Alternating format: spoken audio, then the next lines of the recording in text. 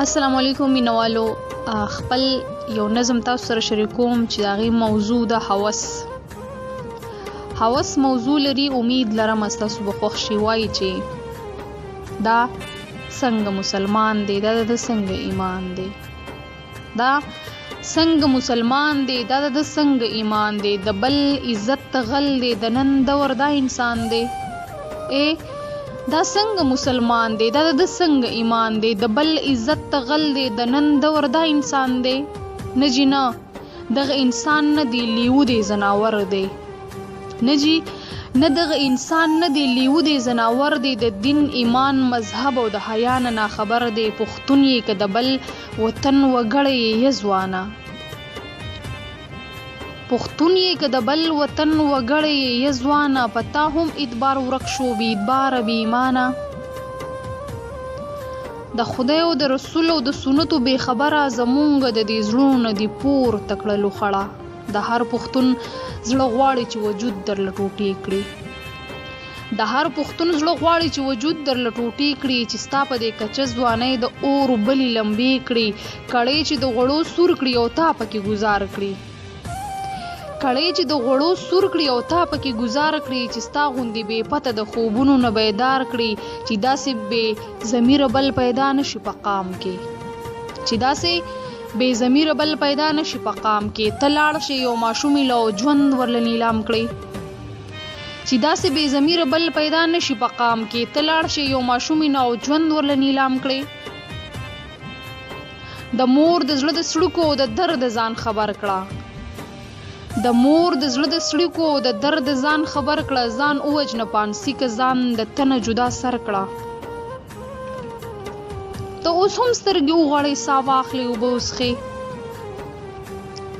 ته اوس هم سترګې وغړې سا واخلې اوبه وڅښې، بې عقله زړونه وژړې سا واخلې اوبه وڅښې. ته ځوانې د مور ویاړې د مور فخر ظالمه، ته ځوانې د مور ویاړې د مور فخر ظالمه، ته خانې د خور ویاړې د خور فخر ظالمه. مونږ څنګه په ځان ننګ وکړو چې مونږ پښتانه یو، مونږ څنګه په ځان ننګ وکړو چې مونږ پښتانه یو، راپاسو پتا جنګ وکړو چې مونږ پښتانه یو. د ذات دی خبر یم چې پښتون د پښتون خوایې، د ذات دی خبر یم چې پښتون د پښتون خوایې، ناپوهه بې احساسه بې غیرته بې حیایې. برباد شي د پښتون قام دی جامه کړله بې رنګه، برباد شي د پښتون قام دی جامه کړله بې رنګه. ته داسې خدای را لوی کړې بې ننګي وکړې بدرنګه، بیا داسې بې ننګي چې د چا ذهن پې کار نه کړي، بیا داسې بې ننګي چې د چا ذهن پې کار نه کړي، هغه هم حکومت دی چې سینه در لغار نه کړي. تا داسې د شیطان په لمس ځان عادت کړي، تا داسې د شیطان په لمس ځان عادت کړي، ته داسې د پښتونولۍ پرې کوې جړې. ارمان دی پښتنه یم خو بې وسه پښتنه یم، ارمان دی پښتنه یم خو بې وسه پښتنه یم، دا زړونه مو جوړېږي ستا له ټسه پښتنه یم.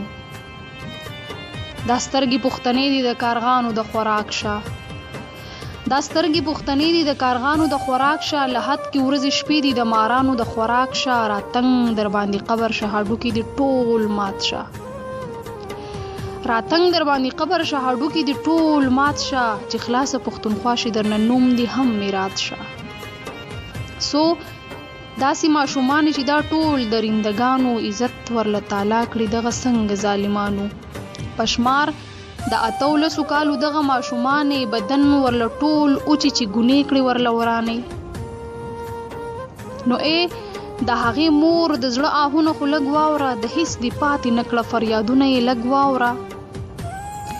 دنیا کې داسې یو رشته د ګټې پاتې نشوه، مرګې راله پکار دی، آخر دا زندگی څه شوه. خور هم په خپل کاله کې اوس رور نشي ځایولی، آخر زمانه شوه داسې وخت په مونږ راغلی.